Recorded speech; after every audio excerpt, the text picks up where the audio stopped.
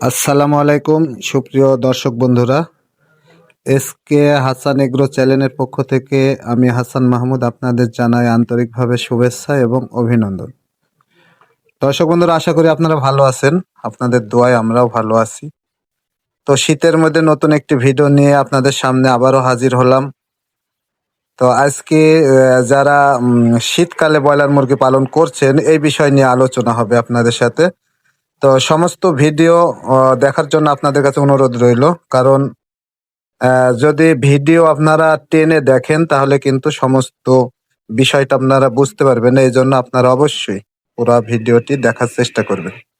তো আজকের টপিক হবে যে আমরা শীতকালে মুরগির মৃত্যুর হার কিভাবে কমাবো এবং মুরগি কি করলে সুস্থ থাকবে, এই বিষয় নিয়ে আপনাদের সাথে আলোচনা হবে। কারণ এই শীতের সময় ব্রয়লার মুরগি পালন করা খুবই কঠিন একটি ব্যাপার, কারণ এই সময় মুরগির বাচ্চার মৃত্যুর হারটা বেশি থাকে। কারণ এই কারণেই আজকে আমরা আপনাদের জন্য এই ভিডিওটি নিয়ে এসেছি। তো আজকের ভিডিওটি খুবই গুরুত্বপূর্ণ ভিডিও। তো চলুন আমরা এখন চলে যাই মূল আলোচনায়।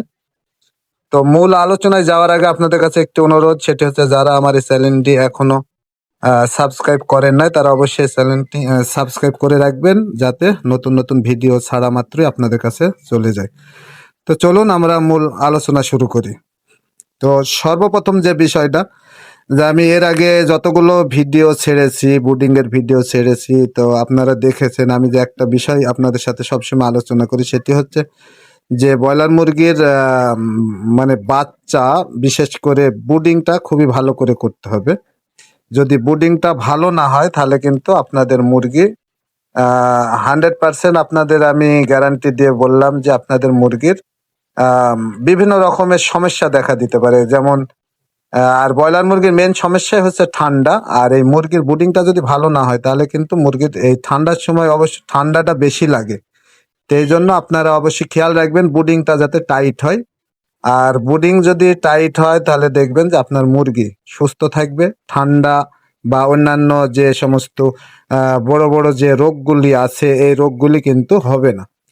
আর বুডিং যদি নর্মাল হয় তাহলে কিন্তু আপনাদের মুরগির কিন্তু ঠান্ডা লাগবে, না হলে দেখবেন যে পাতলা পায়খানা হবে, এই ধরনের রোগ বা মৃত্যুর হারটা বেশি বেড়ে যায়।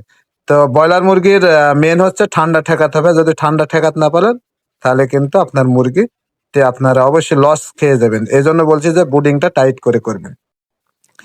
এবং দ্বিতীয় নাম্বার যে বিষয়টা আপনাদের সামনে আলোচনা করব সেটা হচ্ছে আপনারা লিটার ব্যবস্থাটা খুবই ভালো রাখার চেষ্টা করবেন। কারণ এই ব্রয়লার মুরগির এই লিটারটা কিন্তু অত্যন্ত গুরুত্বপূর্ণ বিষয়।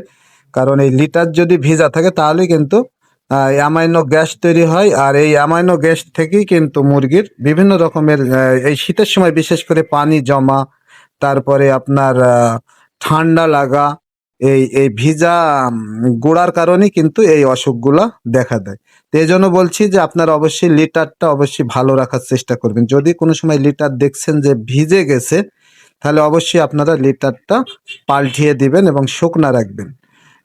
আপনাদের একটি অনুরোধ, সেটি হচ্ছে আপনারা গরমের সময় যাই করেন লিটার আপনারা যদি পরিবর্তন কম করেন তাও হবে, কিন্তু শীতের সময় অবশ্যই আপনারা লিটারটা অগত্য 2 বার তো পরিবর্তন করবেনই। আর যদি না করেন তাহলে ওই যে ভিজা অ্যামাইনো গ্যাস যদি তৈরি হয়ে যায় তাহলে কিন্তু আপনার অনেক সময় দেখা যায় যে ব্রয়লার মুরগির আপনার কিডনিতে পানি জমার কারণে কিন্তু মুরগি মারা যায়। আর এই অসুখ, এই মানে রোগটা যদি হয়ে যায় তাহলে কিন্তু তখন আর কোনো ঔষধ খাইয়ে কিন্তু কোনো কাজ হয় না। তো এই জন্য বলছি আগেই আমাদের সতর্ক থাকতে হবে যাতে লিটারটা শুকনো থাকে। এই হচ্ছে দ্বিতীয় নাম্বার বিষয়। এবার আপনাদের সাথে আলোচনা করব 3 নাম্বার বিষয়, সেটি হচ্ছে আপনারা অবশ্যই পর্দা ব্যবস্থাটা একটু খেয়াল রাখবেন। যে মুরগির ঘরে কোন সময় পর্দা নামানো বা উঠানো এইগুলা নিয়মিত অবশ্যই উঠাবেন। এমন হয় না যে হয়তো এই শীতের সময় যেহেতু এখন খুব শীত পড়ছে, যে আপনার যে বিকেলের মধ্যে আপনারা পর্দাগুলা নামিয়ে ফেলবেন, আবার সকালে রোদ বের হলে অবশ্যই আপনারা পর্দাগুলো তুলে দিবেন। কিন্তু পর্দা দেওয়ার একটি নিয়ম আছে, সেটি হচ্ছে আপনারা সমস্ত পর্দা যদি আটকিয়ে রাখেন তাহলে কিন্তু আপনার অনেক সময় ভিতরে কিন্তু ওই অ্যামাইনো গ্যাস তৈরি হয় বা মুরগির পানি কিন্তু এই কারণেই জমে।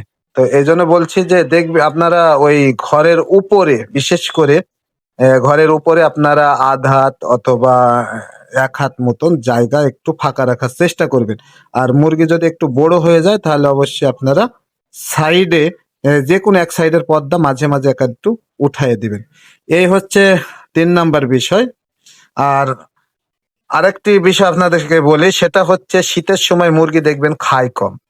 আপনারা মুরগি যদি ওজন আনতে চান শীতের সময়, বাচ্চার যদি মৃত্যুর হার কমাতে চান বা বাচ্চা যদি ভালো রাখতে চান, তাহলে অবশ্যই আপনারা আ রাত বিশেষ করে এই কাজটা আপনারা রাত্রে করবেন। সেটা হচ্ছে রাত জেগে একটু কষ্ট হলেও আপনারা অবশ্যই মুরগিগুলাকে একটু আ লড়াইয়ে দিবেন অর্থাৎ তেড়ে দিবেন যাতে মুরগিগুলা আ এক জায়গায় গুছিয়ে না থাকে। আর এই গুছিয়ে থাকার কারণেই কিন্তু মুরগির মৃত্যুটা বেড়ে যায়। কারণ ওই যে চাপা পড়ে তলে, একটা আরেকটার গায়ের উপরে উঠে এই কারণে মুরগি মারা যায়। তো এটা আপনারা খেয়াল রাখবেন তাহলে দেখবেন যে অনেকটাই আপনার বাচ্চা সুস্থ থাকবে।